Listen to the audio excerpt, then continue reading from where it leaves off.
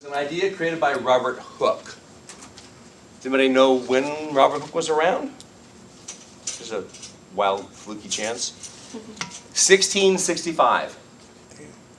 That's when our first generation of microscopes popped up. It was more like a single-eyed telescope made on a much smaller version. But for the first time, it opened up scientists' eyes to the microscopic world that we really did not think about. Keep in mind that you guys have been living in a culture of germs. And you knew about germs. You know that you can't see them, but they cause illnesses. In his day, why did you get sick? Because you misbehaved somehow. Somebody's punishing you, or it was a mystery. The word germ did not exist in our vocabulary. Well, Robert Hooke was studying cork. And he noticed the cell walls of cork. And he's the one that coined the term cells. He saw this repeating. Exactly, the same thing.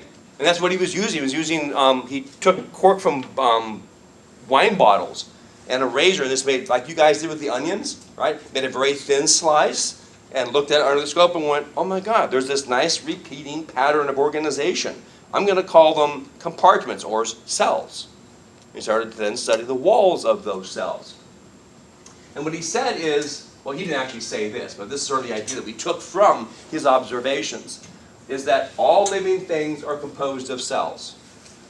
All right? All living things. A bacteria is a single cell, but it's still a cell.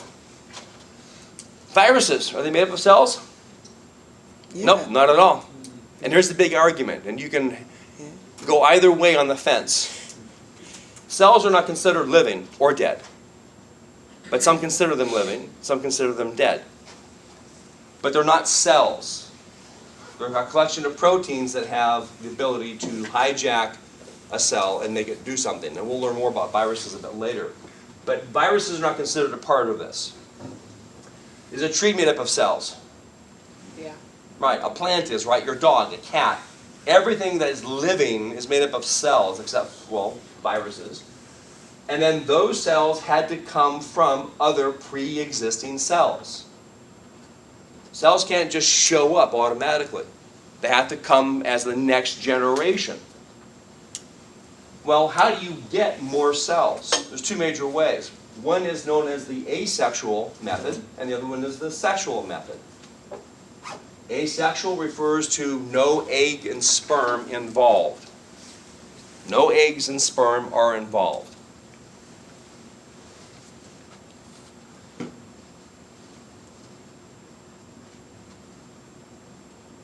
What a lot of organisms will do instead is called budding. Or pinching a part of themselves off, like we saw in vesicles from ER to Golgi apparatuses. They go through a budding process, and we'll learn more formal terms of that a bit later. The most important thing right now is to focus on the part sexual. An A in front of a word in biology means without. A means without. So asexual is without sex. All right, that doesn't help me. What is sex? Right? It involves eggs and sperm. That is sexual reproduction, the use of egg and sperm. All right, now asexual makes sense without the use of eggs and sperm. And those are the two ways that cells can show up and produce new generations. All right. You're now going to begin to start to increase the level of frustrating memorization patterns. Keep in mind that biologists are anal. We have categories of categories, and here's an example of this. You also need to think about how I need to think about the material. How do I need to reference it or talk about it? For example, we mentioned earlier, prior to this one slide, that if Lynn was an alien, she landed on Earth and would start taking samples of life, she only has two boxes. Right? A eukaryote box and a prokaryote box. But then she started to snoop around the prokaryote box and said, well, you know, there's a common theme here. I could separate these guys out into smaller categories. Right? So we have what are now called domains of living organisms. We have three main domains. That is of today. All bets are off for 5-10 years from now. When I was in college, my first, no, but my first degree, we only had 0 domains. We didn't have the word domain. We just had prokaryote and eukaryote, that was it. But then they discovered a new little critter, and they went, oh my God, we got to rearrange our organization here. So now we have 3 major domains so far: bacteria, archaea, and eukarya. Well, of those 3, I can take the first 2, and they were really what we used to call prokaryotes. So really, prokaryotes are comprised of 2 major subgroups: bacteria and archaea. Then we have eukarya, which are eukaryotes. But then we can take eukaryotes and subdivide them. Think of it as being just really organized and needing to organize things based upon things they share, they have in common. So what we can do is we can look at what's called a phylogenetic tree. Memorize nothing on here except for this one idea. I want you to realize that because of DNA analysis, your distance from a branching point is relative to how related you are to that ancestor. Like a family tree, right? So here you are, and there's mom and dad, and then there's grandpa and great-grandpa and such. So here is our common ancestor of all living things. At some point, some animals, organisms became this branch, and they ended up being bacteria.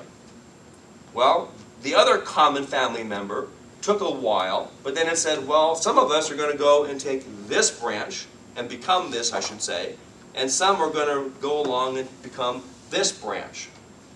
If you look here, right, this distance is the branching where archaea seem to separate off. The idea is that archaea share more in common with eukaryotes than they do share with bacteria. They're a closer family member. All the animals that we see up here, we're not going to memorize this quarter at all. We're going to see lots of them. We're going to talk about animals, fungi, and plants. We'll do a little bit about halophiles, methanococcuses, and thermopodas. We'll talk a little bit about those. So don't try and commit all these to memory unless you're really, really bored. Okay? No, thank you. All I want you to know is the 3 main domains, and that archaea share more in common with eukaryotes than they do with bacteria. And we can see that based upon what I bracketed, because it's further away this way than those guys are from the center. So wait, so archaea share more in common with eukarya? Than they do with bacteria. All right, now we've already talked about cells. This is just to remind you about what bacteria have in relating to eukaryotes. So that's for you to work through and remind yourself. Let's go expand those eukaryote cells. We have 4 major groups of eukaryotes. You have Protista, Plantae, which are plants, Animalia, which are animals, and fungi, which are going on pizza, right? Or in your bathroom if you don't wash your walls very well. Will you say their functions again? Their functions? Or like what they, like you said, animals, plants, fungus, and what was the top one? Protista. Protista. Right? How many have heard the word protozoa? That's the old word. We don't use that anymore. We changed our vocabulary. But what I grew up and was taught as protozoans, I'll throw that word out of your file cabinet, swap it off now with protista. All right? Now, we have some different types of protista. You have diatoms. Ever heard of like a red tide explosion? Right? It's because of diatoms. Now you know that diatoms belong in the protista category, and that protista are parts of the eukaryote organization. Then you've got amoebas. And we're going to look at some examples of these guys. And again, don't need to memorize what photograph is associated with what name. But here we have diatoms. So algae are part of diatoms. That means algae are parts of protista, which means algae are parts of eukaryotes. You got an amoeba. All right, there's that old word, protozoan, that we don't use anymore. You know that they're a protista. They're now part of eukaryotes. Right? These guys are a separate category. They don't belong in the eukaryote category. You've got mold, which are now a part of the eukaryote world. You've got Elodia, which you guys looked at yesterday, a part of the plant world. Then we got humans. And then we remember that the differences between animals and plants are the presence or absence of a vacuole, cell wall, and chloroplasts. Plants have those. Animal cells do not. And we need to remind you what the function is of the vacuole. It's a storage container for water. When you water your plants, because of osmosis, water moves into the vacuole and it's stored there when the plant needs it. So when you're being a horrible plant person and you're letting it die from lack of water, it can tap into its reserve and go, that's okay, I've got a little extra I could feed off of. It's also a place to store toxins. So if plants get poisoned, with certain poisons, they can actually just store them in the vacuole and it won't hurt the plant. It's like an isolation chamber. Pigments that make flowers and onions have different color, that pigment is kept within the vacuole. So when you saw the red color of the cell through the microscope yesterday, the redness was housed, contained in a vacuole. Does the vacuole destroy the toxin? Nope, so- it's just isolation, like quarantine. So will it be there for the rest of the So if you eat the plant, you get the toxin. Yep, exactly. Then they have a cell wall made up of cellulose, right? Its function is to do what? What's the function of a cell wall? Lynn, do you know? Yes, What is the function of a cell wall? protect it and keep this, the shape of the cell wall, and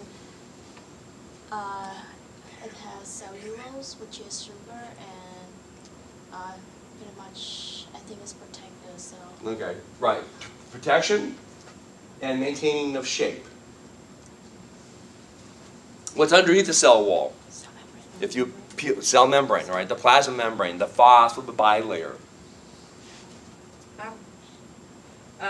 For the four kingdoms in the domain of eukaryote, Mm-hmm. the plantae and the animalia, Yeah. are those just plants and animals? Yep. Exactly. Okay. So at least they were nice with those terms. Yeah. Those I make didn't- I sense. didn't see example of those on the slide number 6. Humans. Humans. We're an animal.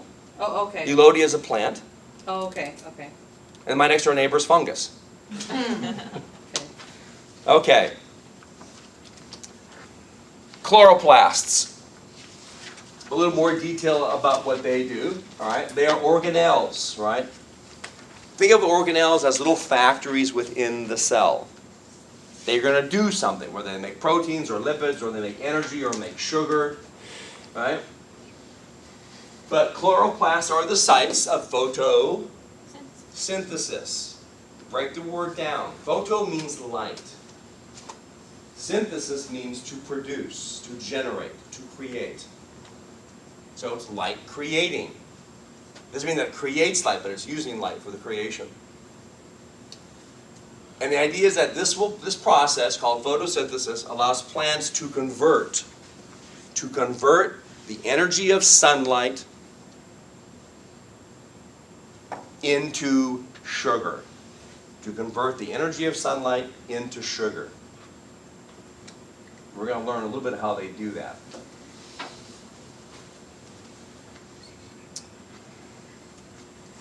What's interesting is to be able to convert light into, or the energy of light into sugar, we need chemical reactions.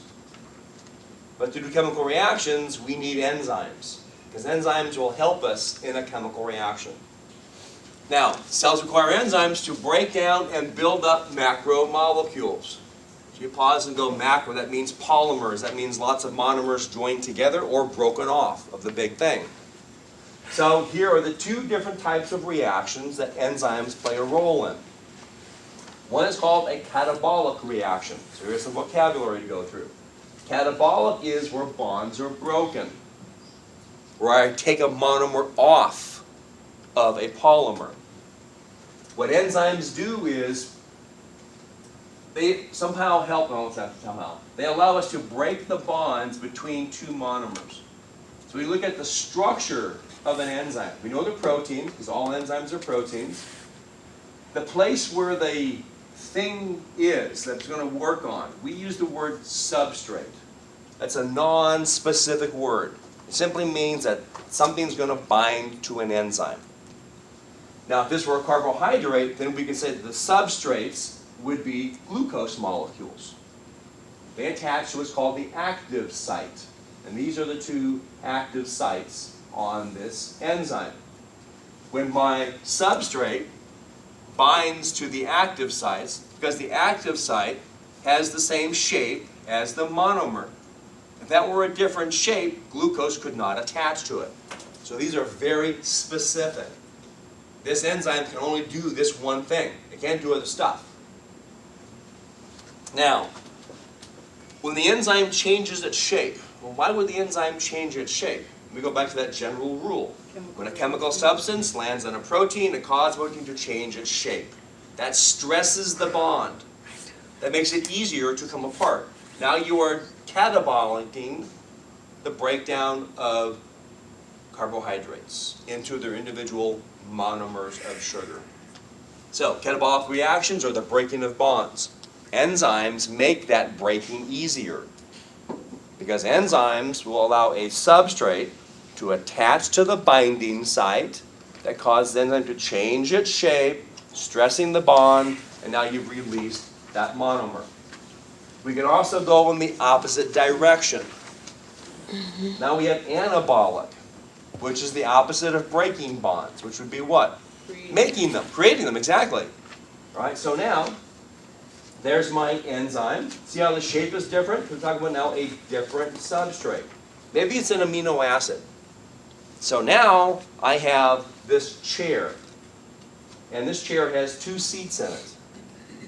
When the amino acids randomly attach to the active site, keep in mind, again, there are not little pixies that tell you to sit down and eat your breakfast. It is you are wandering around the room, you happen to bump into a chair, and happen to have somehow a piece of scrambled egg get in your mouth. All right, it's all random. So this protein has 2 spots on it, and when finally these 2 amino acids land on them, that causes them to change its shape, to bring the 2 amino acids closer together.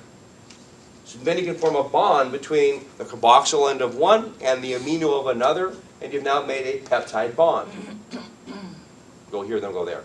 So this is also another way of saying like hydrolysis and dehydration synthesis. Yes and no.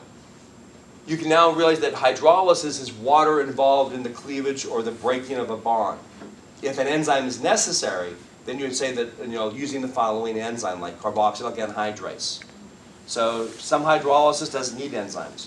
Some hydrolysis does. Right? Some dehydration synthesis does not need an enzyme, and some do. Okay, very good. That's You guys are like linked now. Okay. Okay. All right. So we have to lose some vocabulary. What is a catabolic reaction? What is an anabolic reaction? What is the function of enzymes? What are the parts of an enzyme? Now, this is a little bit more difficult to understand, and you're going to actually study this in significant detail in chemistry. Probably 141 more than you are in 121. What I want you to take home from this is that enzymes help to lower the cost of the chemical reaction. Enzymes help to lower the cost, or if you want bracket, energy needed for a chemical reaction. Go back to this. I needed energy to break those bonds. Well, enzymes help me to make it easier to break the bond. I needed energy to bring the 2 together. So in this sense, enzymes help to keep the 2 amino acids side by side for the peptide bond to form. I thought enzymes also help speed up the reaction though. Exactly. Oh. That's exactly it. So if I were to wait around for something else to break that bond, I might be here a long time. Oh, okay. So it's like breaking and adding speed to it too? Yes. Okay. Right? Because what you're doing is you're keeping those 2 substrates together. Okay. So the way science uses the idea of it makes it easier for enzymes make it easier to break bond is we use the phrase lowers the activation of energy. The activation energy. The energy that must be put into a reaction in order to make it go. Here's the idea. Here's a substrate. This is the amount of energy I need to break off a glucose from my polymer. So there's my individual glucoses. It needs this much energy. And then I get this from it. Well, here's the idea with having an enzyme present. I don't have to create as much energy. It's less of an effort. Then I can still be able to produce my monomers. How that works, don't worry about that. You'll study that in maybe painful detail in Chem 141. All right? And that's all you study in P-Chem, years and years later. All right, now enzymes, though, have issues, in a sense. So here's an enzyme. There's my active site. Realize that substrates are very specific for their enzymes. Enzymes are very specific for their substrates. What if I want to prevent this enzyme from being able to do its job? Well, we could do two things. Something called a competitive inhibitor. It is a molecule or a compound that looks very much like the shape of your substrate. And if it can fit to any part of the active site, it prevents the substrate from being able to attach. It's like playing musical chairs. You've got one chair and two people who want to sit in that one chair. First one there wins. So if it happens to be the substrate, then the enzyme gets to do its job. If it happens to be the drug, then whatever it is won't work. Curare is a competitive inhibitor. Curare is used for hunting, for killing animals, because it binds what's called an acetylcholine receptor. So first one there wins. Now they don't stay on very long. Fractions of a millisecond. Then they come off. They might land right back on again. Or they might just diffuse a little further away and go somewhere else. However, some competitive inhibitors, once they attach, don't come off. Like carbon monoxide. Binds to your red blood cells, it won't come off until that red blood cell dies. There's a hand. What determines which one gets there first? Oh, Remember, everything is random chance. okay. So now think of it this way. Okay, what if I had 100 molecules of substrate and one inhibitor? What are the odds of the a substrate getting there before the inhibitor does? 100 of these, only one of those. 99. Right, or in other words, a 1% chance that this will get there first and a 99% chance that that will get there first.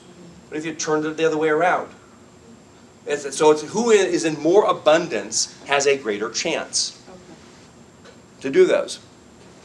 Now, you can also do is, remember, enzymes are proteins, and the shape of your enzyme is critical. Well, if you get a substrate to attach to another portion of your enzyme and you change the shape, well, now it's not competing for the same site, but it's causing the enzyme to change its shape. It is no longer functional. pHs can do this, an acidic environment, an alkaline environment.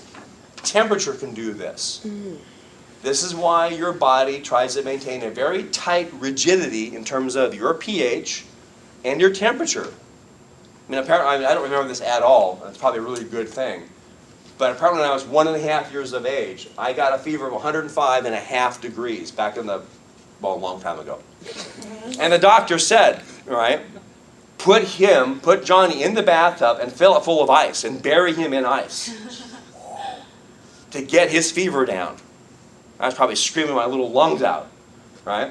Why was that so critical for him to do that? Because the enzymes in my brain don't like temperature. If they change their shape, the chemical processes aren't going to work well as my liver, my kidneys, my pancreas, my spleen, all those other things. So enzymes are very intolerant to unhealthy environments. We'll just make it that way for the moment. Like pH, temperature,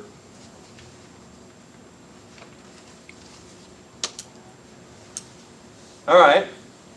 Cells have their own internal environment. That's the cool thing about cells. Because of that bilayer, every cell is like a little internal chamber. And different cells have different environments, which means they can do different things. All right? Insides are different from the outside. So some cells have a high pH or a low pH. Molecules need to get inside the cell for us to do something. What I want you to think about starting today is chemical processes that happen in a cell are like a relay team. You just don't go from this to that. It's like an assembly line through a factory. This has to be turned into this first. Then that has to be converted into this, and then this has to be made into that. So what I start pounding my 241 students with is A causes B causes C causes D causes E, and on and on. If you don't have A, you can't do B. If you don't do C, you can't do D. So everything has to work properly. You need the right enzyme, the right environment, the right substrates. Well, here's an example of that. Oh, man. Okay? Jeez. Welcome to first quarter of Comparative Endocrinology, graduate level UW. Day 1. Memorize this by tomorrow. Oh, Okay? I had to memorize all this. no. Oh, you're good. All right? What you need to realize, though, is this. So these are different cells. They're part of your adrenal gland, right? Don't memorize the names. But different cells, right? Different environments. These are different enzymes. And you realize this cell doesn't have the same enzymes as this cell does. And this cell is even different from these two. So by having different enzymes, we can take the same beginning thing, like a bag of flour, and from it make several different things. So memorize the names of these hormones. You will in 242. Okay? But that's the thing about having your own special environment and your own special enzymes. You can start with the same substrate and end up with different things depending upon your environment of the cell, which means your pH, your temperature, your enzymes, and what you start off with. All right, so we're going to be done with there. If you get a head start, all right, do not memorize the processes in here, all right? And the same for these guys. Do not memorize them. We're not going to memorize them. They're there for examples only. I will let you know what little thing you do need to know from them when we get to them. Otherwise, have a nice, safe, I'll just go